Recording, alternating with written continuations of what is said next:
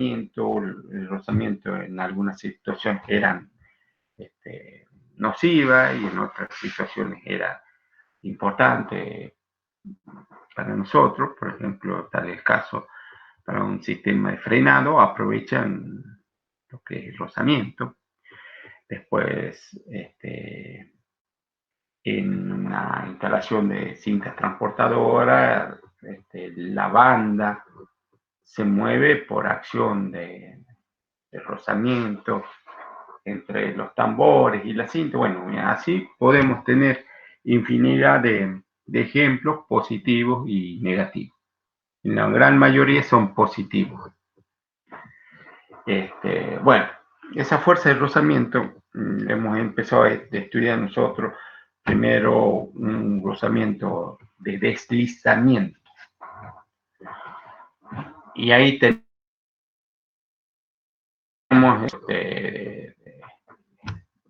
o la fuerza del rozamiento, que su expresión básica es mu por la norma, mu siendo un coeficiente de fricción de rozamiento entre los dos elementos en cuestión. Eso era básico. Después, ese coeficiente era estático o era dinámico. Estático cuando no había movimiento. Estábamos al punto ya de deslizar, de obtener, romper el equilibrio. Ahí teníamos el coeficiente estático. Y después ya que cuando empieza a moverse es el coeficiente de rozamiento dinámico. Bueno, habíamos englobado, encarado el tema así, después se habían hecho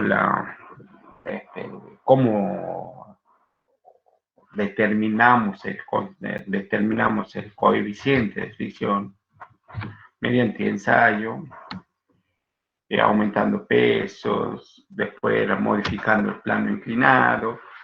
Bueno, y seguíamos así. Después hemos empezado a ver la parte del rozamiento de contacto, deslizamiento en un plano inclinado, cuando la fuerza no era paralela al plano inclinado. Y ahora hoy vamos a empezar viendo ya cuando la fuerza sí es paralela al plano inclinado. Bueno, toda la pantalla y vamos.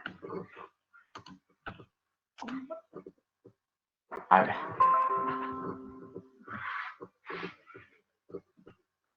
Bueno, entonces vamos acá a la presentación con diapositivas de la diapositiva.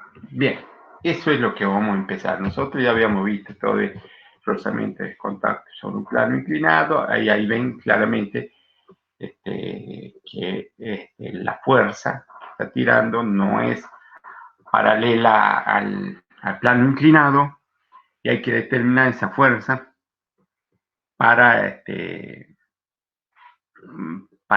esté a punto de realizar el movimiento. En este caso, para arriba, tiramos con una fuerza P para arriba y hay que determinar, el P sub 0 era una fuerza límite. A partir de ahí empezar el movimiento. Por eso, así habíamos identificado.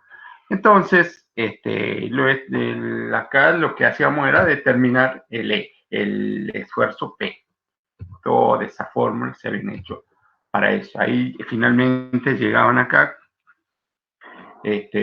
cuánto valía P y con quién estaba vinculado, con el ángulo alfa, beta y el coeficiente de fricción, de rozamiento. Bueno, eso era, hasta ahí se había llegado. Y ahora es la misma situación esta, pero en este caso tenemos la fuerza paralela al plano inclinado. Entonces, siempre cuando ustedes trabajen con estas situaciones, rozamiento, cuerpos en movimiento, siempre conviene trabajar hacer el diagrama de cuerpo libre. Acá estamos, o sea, cuando uno hace el diagrama de cuerpo libre ya puede sacar todo lo demás, puede sacar la parte que no nos interesa y solamente dejar la fuerza interviniente, como dice cuerpo libre, fuerza nada más. O si quieren lo pueden mantener así como lo estamos viendo acá en la figura, hace el cuerpo libre sobre el cuerpo original. ¿ya? Hacemos un diagrama de cuerpo. Entonces, acá planteamos el equilibrio para poder determinar el valor de la fuerza que es necesario aplicarle para romper ese equilibrio, para iniciar el movimiento. Entonces, primero graficamos toda la fuerza que interviene. El peso es un cubo azul, tiene una componente paralela al plano y otra componente perpendicular al plano. La paralela al plano es la que va a intervenir en el valor de la fuerza P, y la que es perpendicular al plano no interviene en la fuerza. Bueno, ahí está entonces. Y hay otra fuerza que también interviene, que sería la fuerza de roce. Y la fuerza de roce siempre está dado sobre el plano donde se desliza el cuerpo. En este caso, tengo un cuerpo azul y un plano inclinado verde. Bueno, sobre ese plano debería estar la fuerza de roce. ¿Y cuál es el sentido de la fuerza de roce? Y siempre, por teoría, dicen que la fuerza de roce se opone al movimiento del cuerpo. Bien, acá arriba estamos diciendo que el movimiento del cuerpo va a ser hacia arriba, entonces la fuerza de roce va hacia abajo, se opone al movimiento. Entonces, para determinar el esfuerzo P, que es necesario para romper el equilibrio y generar un movimiento ascendente, yo tengo que superar estas dos fuerzas. La primera, la componente del peso del cuerpo en el sentido o paralelo al plano, que es G por seno de alfa. Y la otra es la fuerza de roce, mu por la normal. Y la normal no es otra cosa, G por coseno de alfa. Bueno, y ahí está el esfuerzo o el P que necesitamos para romper el equilibrio. Y el cuerpito se va a deslizar hacia arriba con esa fuercita que apliqué. Bien, eso lo que veíamos acá es un movimiento ascendente. Ahora vamos para el caso de un movimiento descendente, donde le aplicamos la fuerza P en sentido descendente. La dirección del movimiento es hacia abajo. Bueno, la componente del peso del cuerpo va a seguir siendo siempre hacia abajo. G por seno de alfa es siempre hacia abajo. Y acá hemos dicho que la fuerza de roce se opone al movimiento. Y el movimiento es hacia abajo, entonces la fuerza de roce va a ser hacia arriba. Y la expresión para determinar el valor de la fuerza lo tenemos acá. Y acá es muy análogo al anterior, solamente cambia en el signo. En este caso es negativo, menos seno de alfa. Bueno, ahí podemos entonces mostrar acá en la parte inferior la fuerza ya genérica, ya sea tanto para subida como para bajada, para un movimiento ascendente o un descendente, necesaria para romper el equilibrio. Bien, ahora podemos analizar diferentes situaciones, diferentes casos. Vamos a suponer que tenemos un ángulo del plano inclinado muy pequeño. Entonces, coseno de cualquier ángulo pequeño, ¿qué me va a estar dando? Casi 1, aproximadamente a 1. Y ahora, el coseno de phi, si es pequeño, de rho, perdón, coseno del ángulo de rozamiento, eso es lo que era rho, ¿no? Si se fijan, acá está en el gráfico, también aparece, está formado por la normal y la resultante.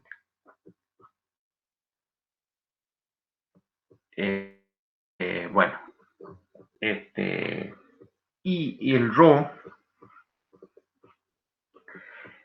¿cómo lo relacionamos acá? Nosotros, si nos fijamos esta expresión, esta misma expresión lo llevamos acá, determinamos esto. Pero ¿cómo llegamos ahí? Bien.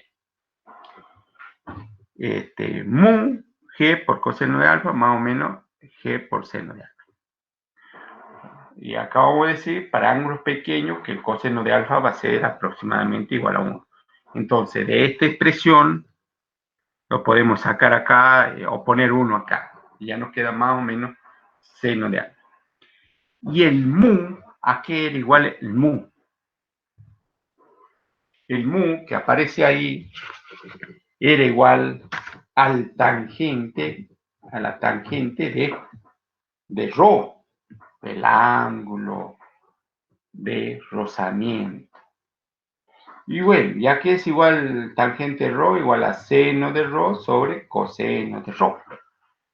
Pero estábamos diciendo acá que para ángulos pequeños, el coseno de ρ aproximadamente 1, entonces me queda, acá en la expresión anterior, me queda mu, en lugar de ser mu, voy a tener ahí seno de ρ. Por G. Y por eso es que acá queda todo simplificado a que la fuerza va a ser aproximadamente igual al valor del G o del peso del cuerpo por el seno de la suma o la resta de los ángulos según sea el movimiento ascendente o descendente. Ese es un análisis particular de esta expresión. Y ahora vamos a otro caso particular donde el alfa sea más pequeño que el ρ y que la fuerza desaparezca, no tengan fuerza ni de empujando ni tirando para arriba. Entonces, una situación particular. Y acá, en este caso, cuando el ángulo del plano es más chico que el ángulo de rozamiento, el cuerpo permanece en reposo, en equilibrio. En reposo o en equilibrio.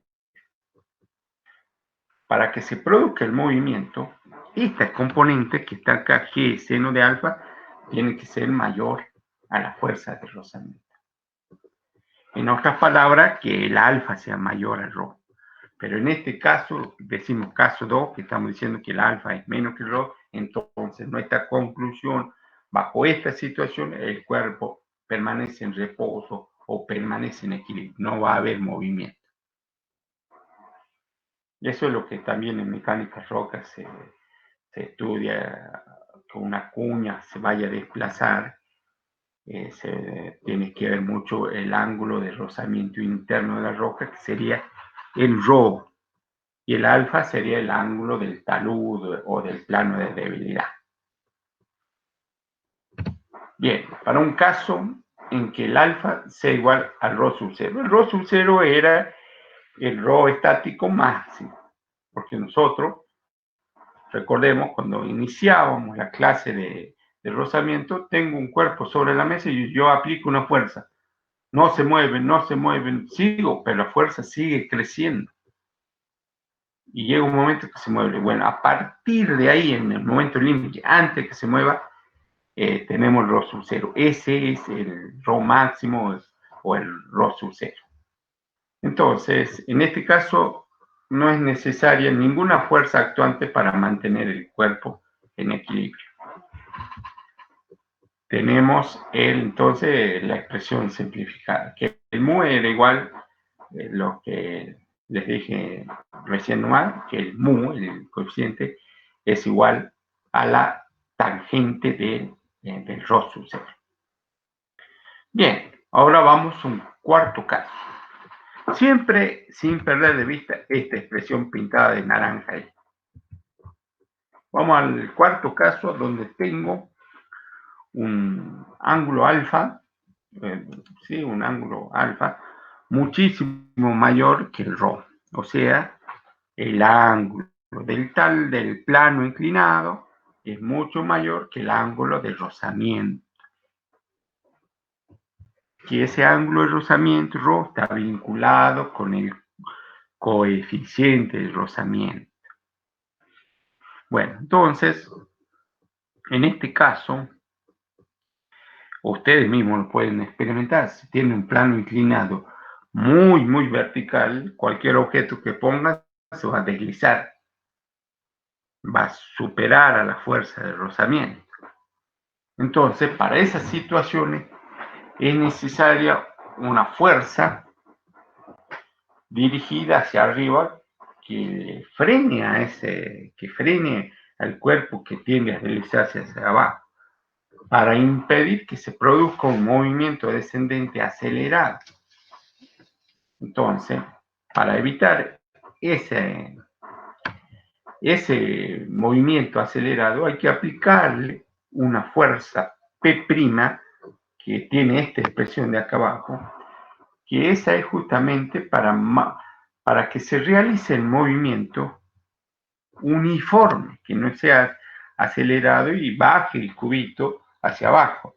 No es para aplicar una fuerza y que frene totalmente y que no permita el desplazamiento del cubito azul. Lo que sí queremos, el objetivo es que se desplace. Bajo esta situación seguro se va a desplazar. Si no hacemos nada, seguro se va a desplazar con movimiento uniformemente acelerado. Y lo que no queremos que se desencadene ese movimiento y que baje el cuerpo con movimiento uniforme, que no sea acelerado. Y para que baje con ese movimiento, el valor de la fuerza del P tiene que tener esta expresión que está acá abajo, que sale de plantear un equilibrio. Bien.